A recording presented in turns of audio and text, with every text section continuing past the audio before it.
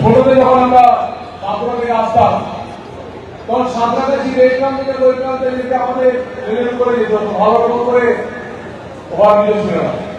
সেই আজ সাঁতরাগাছিতে উপস্থিত আছি মাননীয় রেলমন্ত্রীর সাথে। আমাদের রেলমন্ত্রী বসুমন্ত্রী আজ পুরো সাঁতরাগাছিকে চেঞ্জ করে দিয়েছেন, নতুন ভাবে সাঁতরাগাছিকে উপহার দিয়েছে, নতুন ভাবে সংবিধান রেলওয়েকে সাজিয়ে দিয়েছে। তাই ওনাকে প্রণাম জানাই।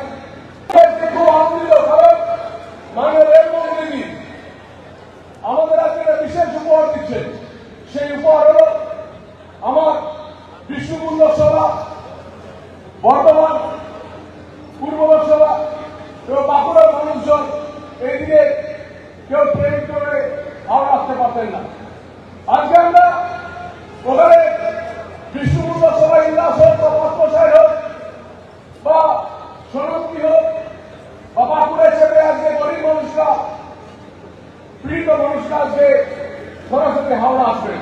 আমি ধন্যবাদ জানাবো মাননীয় রেলমন্ত্রীকে, যার প্রচেষ্টা ছাড়া কোনো মতে এই মোশাররফ জয়েনিংটা হতো না, কোনো মতে হতো না।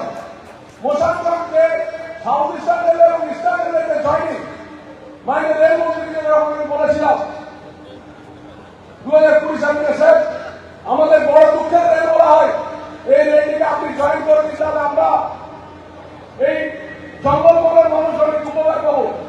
তিনি প্রধান ছিলেন যে আমি করে দেবো, এবং তিনি প্রধানমন্ত্রী গতিশক্তি থেকে 39 কোটি টাকা ফান্ড জোগাড় করে রাতারাতি সাউথ ইস্টার্ন জিএম এবং ইস্টার্ন জিএমকে দিয়ে উনি জয়েনটা করেছিলেন। আমি তা আপনাকে বিষ্ণুপুরবাসীর পক্ষ থেকে, পশ্চিমবঙ্গবাসীর পক্ষ থেকে আপনাকে প্রণাম জানাই যে সত্যি আপনি করেছেন।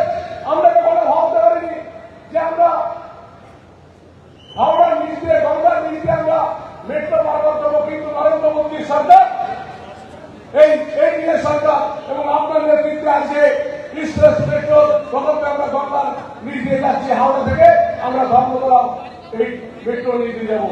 তাই আর বেশি কিছু বলবো না, শুধু আবার বলবো যে আপনি সত্যি যেভাবে রেল মন্ত্রকে কাশ্মীরের যাবে উচ্চতায়, কাশ্মীরের উচ্চতায় আপনি যে ব্রিজ দেখিয়েছেন, ট্রেন ব্রিজ, এটা গোটা বিশ্ব দেখেছে, আপনি দেখিয়েছেন।